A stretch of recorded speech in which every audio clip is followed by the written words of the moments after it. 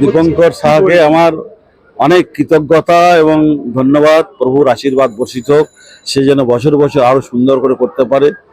এটাই তার মানব জীবনের একটা সার্থকতা। সবাই তো সংসার নিয়ে ব্যস্ত, সেখান থেকে বেরিয়ে এসে এত মানুষকে আনন্দ দেওয়া, তার মধ্যে ভগবানের অশেষ কৃপা রয়েছে, এটাই সেই জন্য সম্ভব হয়েছে। আর এই যে মানুষ আসছেন স্বতঃস্ফূর্ত হবে, সেই অঙ্গনটিকে সুন্দর পরিবেশ করেছেন, তাই তো ভালোবাসার দিয়ে। ধন্যবাদ। কেমন লাগছে? খুবই ভালো লাগছে, অতি সুন্দর।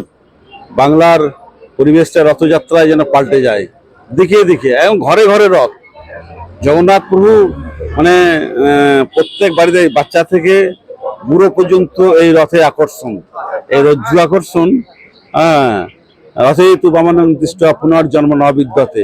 এটা শুধু কথার কথা নয়, যদি শ্রদ্ধা এবং বিশ্বাস থাকে, সত্যিই আমাদের এই বামনডুবি ভগবানকে আমরা যে দেখছি রথের মধ্যে, পথের মধ্যে, মন্দির থেকে তিনি নেমে আসেন ভক্তদের আকর্ষণে, ভক্তদের দর্শন দেন, ভক্ত সঙ্গ করার জন্য।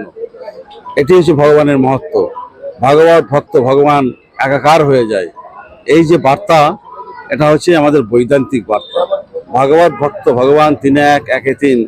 ভগবান নেমে আসছেন মানুষের মধ্যে, এবং মানুষকে তিনি স্পর্শ করে তাকেও দেবতা করে দিচ্ছেন।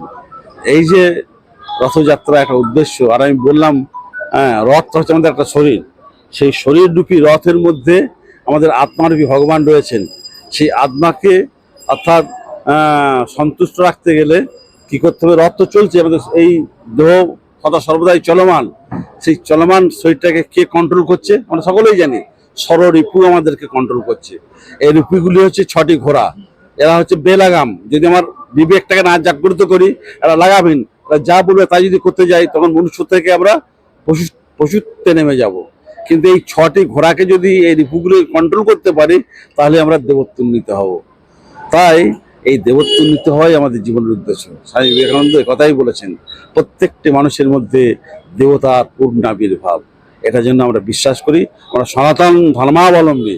এই ভারতবর্ষ ধর্মকে কেন্দ্র করেই বেঁচে আছে, জন্ম থেকে মৃত্যু পর্যন্ত আমরা ধর্মকে নিয়েই থাকি। এটা যেন ভুলে না যাই। আমাদের ধর্ম তথাকথিত ধর্ম নয়। ইটকে পুজো করি, গরুকে পুজো করি, ওই গাধাকেও পুজো করি।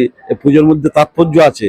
আমাদেরকে নানাভাবে আমেরিকানরা বোঝাবার চেষ্টা করেছিল, ভারতীয়রা গণ্ডমূর্খ, লেখাপড়া জানে না, এরা ইটকে পুজো করে, গাছকে পুজো করে, এরা সকলেই পুজো করে। কেন করি? এই সত্যটা আমাদের পূর্বপুরুষরা দিয়ে গেছেন। সর্বাং খাল্লিদাং ব্রহ্ম।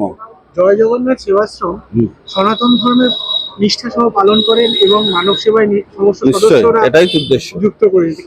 এই যে একটা এত বড় আয়োজন, সকলকে আনন্দ ভাগ করে নেওয়ার একটা অঙ্গন তৈরি হয়েছে মহাপ্রভুকে কেন্দ্র করে। এর চেয়ে আর আনন্দ কি বার্তা? যারা করছেন তারাও ধন্য, যারা আসছেন তারাও ধন্য। এই বার্তা মানুষের কাছে পৌঁছে যাক, প্রত্যেকেই যেন আমরা শ্রদ্ধাশীল হয়, এটাই হচ্ছে ব্যাপার।